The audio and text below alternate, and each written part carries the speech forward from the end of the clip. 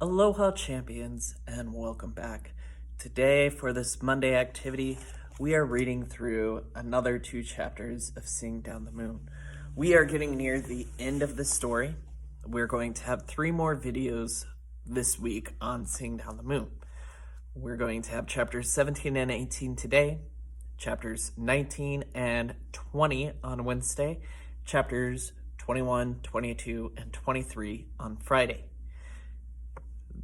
I know we got Sylvia and Aki at home. We'll start reading that next week. We've got 3 activities to do with this during the video time in our afternoons, and we also have a whole week's worth of activities to further understand the history of Arizona and the history of the long walk that Bright Morning and the rest of her Navajo tribe had to endure during this story.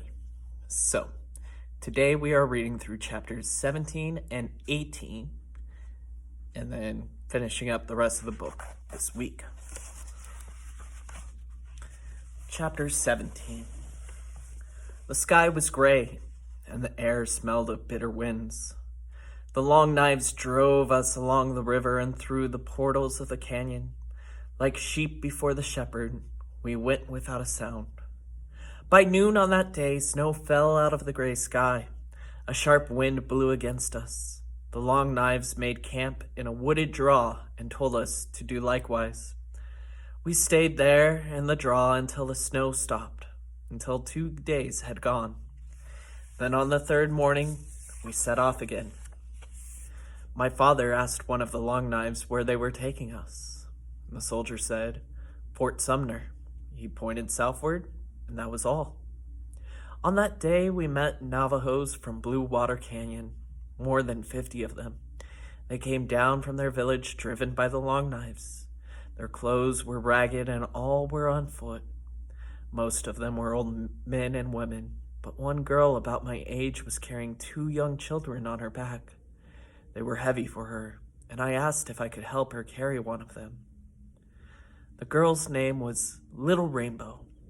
She was small, but pretty like a flower, and her children, a boy and a girl, they looked like flowers too, with their round faces and big dark eyes. She gave me the girl, and I made a sling and carried her on my back the rest of the day.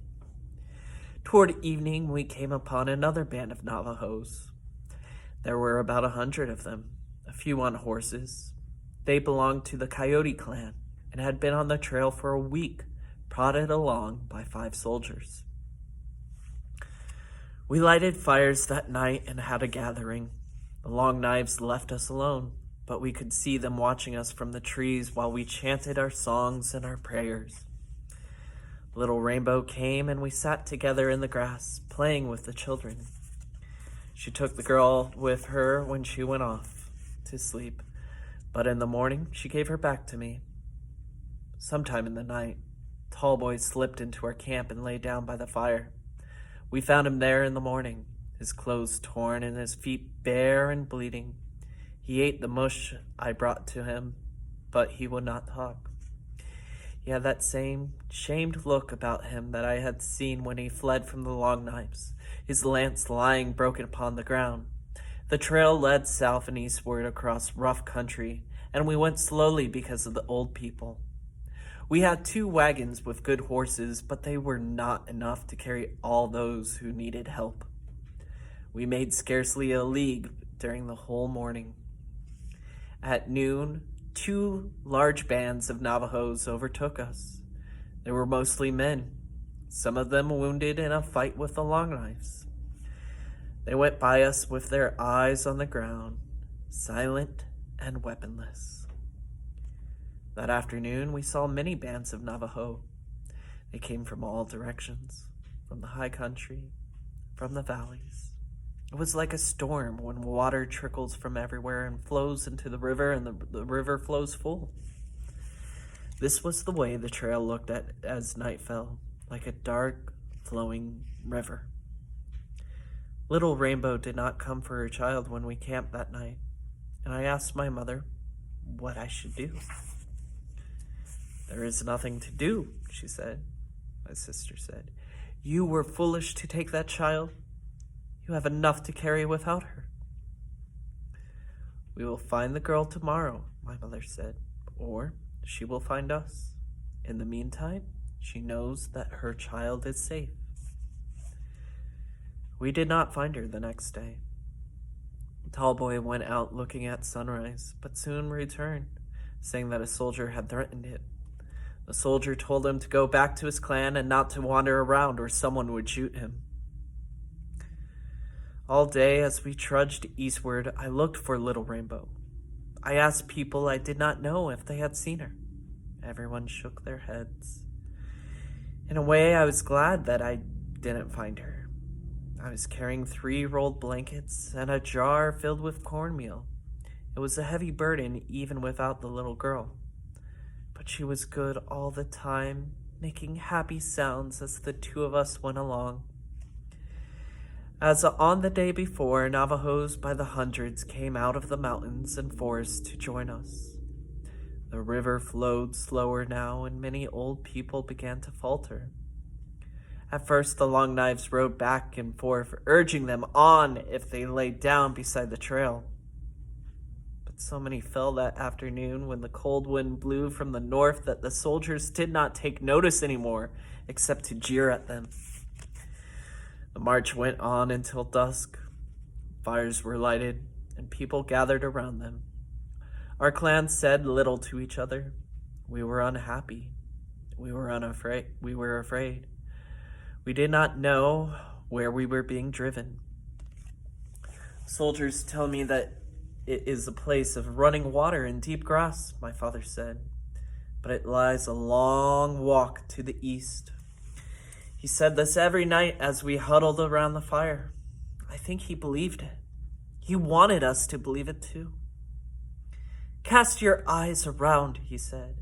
You will see many people sitting beside their fires. They are hungry, but they are not starving. They are cold, but they do not freeze. They are unhappy, yet they are alive. We are walking to our deaths, my mother said. The old die now, the young die later, but we will all die. Tallboy stared at the fire, saying nothing.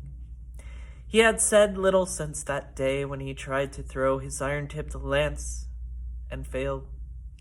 The Navajos, his people, they were captives of the Long Knives, and there was nothing that he could do to free them. Once he had been haughty, his wide shoulders held straight, his black eyes looking coldly at everyone. I wished as I sat there beside him that he would act haughty once more. My sister took the little girl from my lap where she was sleeping. She is heavy, Lapana said. No wonder, my mother answered. She eats a lot, as much as I do almost, and food is scarce. Every day will be less until there is none. I took the child back and wrapped her in a blanket and lay down with her in my arms. The fire died away, and I could see the stars. I wondered what the little girl's name was. She was like a flower in a spring meadow.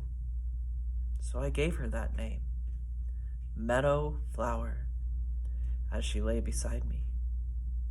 The north wind was cold, and far off among the trees, the horses of the Long Knives were restless.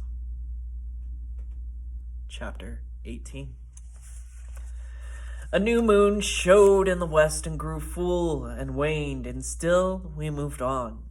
The hills and the pinyon country fell behind. There were few streams anymore. When we came to the water, we drank deeply and filled our jars to the brim. The land was covered with gray brush and rolled away so far that it hurt the eyes to look. By this time, there were thousands of Navajo on the march. We spread out along the trails for miles, each clan keeping to itself by command of the soldiers who rode at the head of the column and at the rear. At night, the Long Knives posted guards near all of the Indian fires. We now had 6 wagons. each drawn by 2 horses. At first, they carried only water and flour and blankets. But as old people grew lame or sick, the supplies were taken out of the wagons to make room for them. For those who died, we scooped out shallow holes in the frozen earth and laid them there, putting rocks on the graves to keep the wild animals away. My grandmother was the second old woman to die. Somehow she got herself out of the wagon where she had been riding and stumbled off into the brush. She lay down and pulled a blanket over her head. She wanted to die and drove us away when we tried to help her. Food grew scarce. The soldiers sent some of the young Navajos out to kill deer and buffalo, but hunting was not good. People began to eat their pets, and from then on, I never let my black dog out of my sight. Before I went to sleep at night, I put a leather rope around his neck and tied it to my wrist, as I had back at the Kronstadt. In the beginning, I fed the little girl first, which did not please my mother or my sister. But when food ran low, I fed her from my share so that they could not complain. My back got very sore from the sling I carried her in.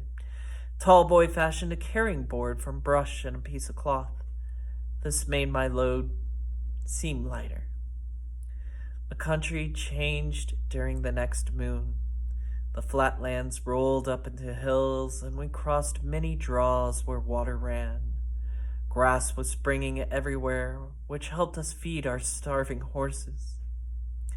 Every afternoon, rain fell, and our clothes never dried out from one day to the next. It was about this time that the little girl became ill. We had a chant for her one night. Then the medicine man went over her from head to foot with his gentle hands. He drove away some of the evil spirits so that she smiled, and she was better. A large band of Navajos came straggling down upon us. They were ragged and hungry, and many were sick. Many, they said, had died on the trail. They came from the Rimrock country far to the west, but now the line of people struggling along stretched from one horizon to the other. In the daytime, flocks of buzzards followed us, and at dusk, coyotes sat on hills and howled. Spring came overnight, with fleecy clouds and larks soaring from the grass. It made us happy to know that winter was behind us. Then there was word that we were only 2 suns' march from the end of the trail, from a place near Fort Sumner. The place was called Bosque Redondo, and we reached it at noon of the 3rd day. It was a bend of a big looping river, flat-bottom land covered with brush. We were on a small rise when we looked down upon it first. My mother had not cried since we left our canyon, but she cried now as she stood there and looked down upon this gray country that was to be our home. I planned to go out in search of the little girl's mother the next morning after we reached Bosque Redondo. But the child woke me before dawn with her cries, so I minded her all day, and I sent Running Bird to look for her mother. She came back about dark, not having found her. That night, the medicine man came and touched the little girl, and we had to sing. The night was half over, and I was sitting beside the fire with the little girl in my arms. She held one of my fingers tight in her small fist, and I was singing a song to her about a bird and a pine tree. I sang another song to her, and before I was aware that she was no longer listening, that she had died quietly in my arms. In the morning, I went out to search for her mother. I went to hundreds of lean-tos and fires, and when night came, I lay down in the brush and I went to sleep, wondering what I would say when I found her. In the morning, I started out again. A young man told me that he had seen the girl that I had described to him, She was living on the bank of the river near a tree where he pointed out. It was far away, and it took me until noon to make my way through the hundreds of people working to make shelters for themselves. I saw her before I reached the river, and she saw me. We ran toward each other through the thick brush. There was an open place covered with pale grass, and we both stopped as we came to it and looked at each other. It was a short time that we stood there, yet it seemed long. Then I went over to her, put my hand in hers. I could not think of anything to say, but I did not need to. She had been crying, and I knew that her other child had died too. We put our arms around each other, stood together in the spring sun without speaking. That brings it to the end of chapters 17 and 18. And while I know this may be tough or emotional for us as we listen to this, this is a story that is based on a true event in history that happened here in Arizona. And it's a story similar to what has happened to many people around the world throughout history. So it is important that we do understand these stories, do understand how cruel some people can be in forcing them to move out of the places where they belong. But with that, you have 5 to 10 questions to answer in Google Classroom about this assignment. Thank you for taking your time to listen. Thank you for taking your time to answer the questions thoughtfully. And I will talk to you soon. Stay awesome.